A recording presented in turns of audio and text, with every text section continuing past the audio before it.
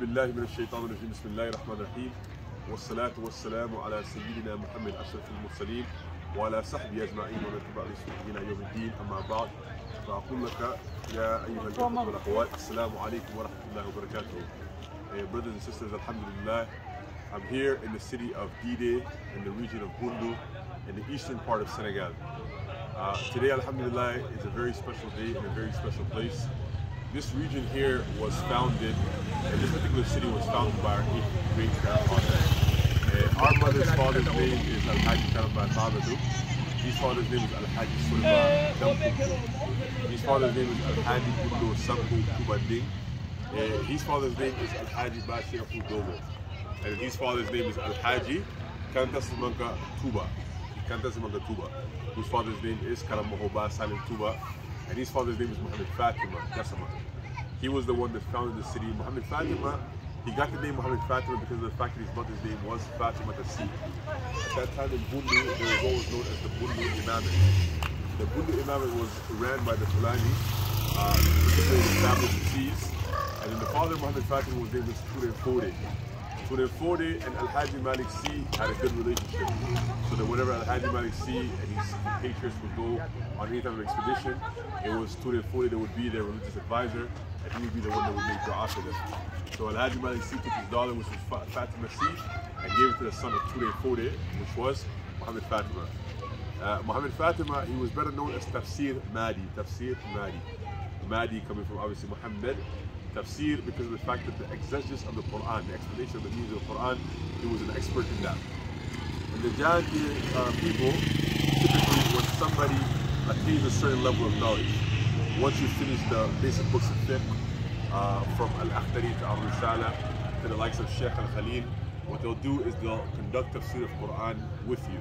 And then you'll go through the Quran from Baqarah to An-Nas, learning the meanings and learning the various ahkam and the qasas that are there, the stories that are in the Quran.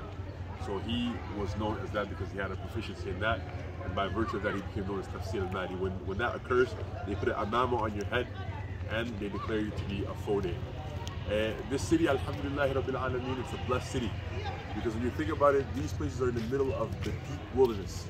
These are the type of places that are not even on Google Maps yet. They're not on Google Maps, you can't find it on Google Maps. And it shows that these aslaf of ours, these forefathers of ours, their purpose was to get away from civilization. They wanted to run away from civilization because they knew what would come 100 years later. Mohamed Fatima, if you would see the city in terms of its timeline, it was probably founded in about 1685 to 1690. So that would have been at the very outset of the European incursion to West Africa, by the time they had to completely colonize our country. It's as though Allah subhanahu wa ta'ala gave them the basir, the insight, and the firasa, as the Nasr also says, the insight of the mu'min, to know that their lands would eventually be plagued by colonialism, by the extrapolation of the resources and the people in capital for a purpose other than what it was intended for by the people that live here. And by virtue of that, they settled in these different places. Mohamed Fatima, his son Karamba would become more famous than him. His son, he had 3 sons by Fatima Jakha, may Allah be pleased with him, which is the daughter of another famous alim, Jakha Mady.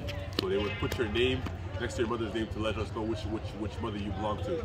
Jakha Abdullah, his descendants are still in the city to this very day. They never left Dide. And in Jakha Salim, he became known as Karamokhoba. Karamokhoba, in the language of Jakhanke, is a great teacher, a great professor. The reason why Karamokhoba was known as such was because he left Dide around the age of 24 or 25. When Karamokhoba was leaving the city, by that time Mohamed Fatima had passed away. May Allah be pleased with him. He spoke to his mother Fatima Jakha and he said, "Mother, I want to go seek more knowledge." You understand? I want to go seek more knowledge. Where do you suggest that I go? His mother Fatima Jakha, he said that your father had 2 students. One of them is named Usman al-Dari, who was in Kunti in Gambia. That is at least a 21-hour drive away from here, mind you. A 21-hour drive from where we are here right now. You understand? Imagine that he walked all this, and he went to go to Kunti to go seek knowledge from Usman. And he never returned back to Dide from that time. From the time of 25 years old, Karamokhoba, he never returned back to Dide. And this is the place where we're standing here. So he gave his salams to his elders, he gave his salam to his mothers, and they would never see him again, unfortunately, but that was the nature of life in those times. These are people of extreme himma, people of extreme ambition. And he realized his ambition, he founded city after city after city. After having 19 teachers and founding over 10 cities, He founded a city that is at least 10 to 12 hours away from here in Guinea, and the region of Fouta Djallon. You understand? In the mountains known as Touba. As the famous hadith of the Messenger sallallahu alaihi wasallam says, "Fatuba lil ghuraba," glad tidings to the strangers.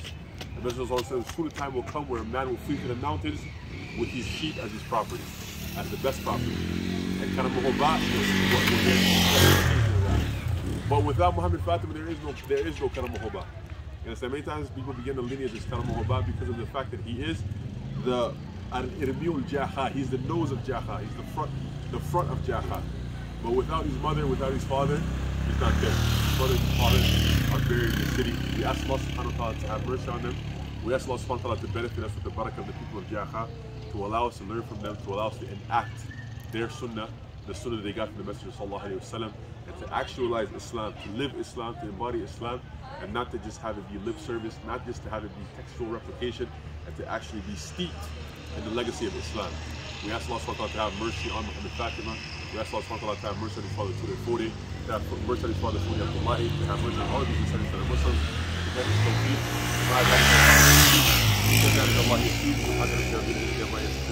وسلام على المرسلين والحمد لله رب العالمين اللهم صل على محمد.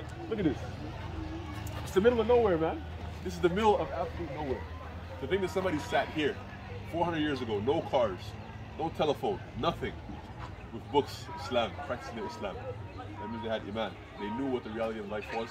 They knew what the reality of hereafter was, and they strove for it. So we ask Allah subhanahu wa ta'ala to benefit from them to get to still fit. Jazakumullah khair. Assalamu alaikum wa rahmatullahi wa barakatuh.